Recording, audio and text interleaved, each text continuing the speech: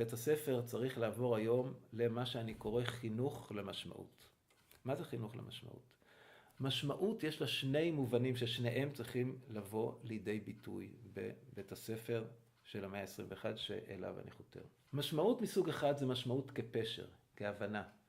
מהי המשמעות של כל זה? מה המשמעות של העולם? להבין לעומק מה מתרחש בעולם סביבנו. המובן השני של משמעות הוא משמעות שאנחנו משתמשים בה כמה משמעותי לי. משמעות בעצם כתכלית החיים, כטעם לחיים.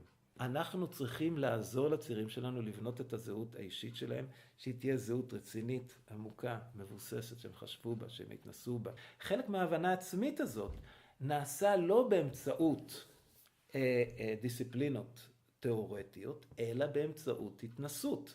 סדנאות למיניהן, סדנאות קבוצתיות, זה צריך להיות חלק מרכזי מתהליכי החינוך בבית הספר.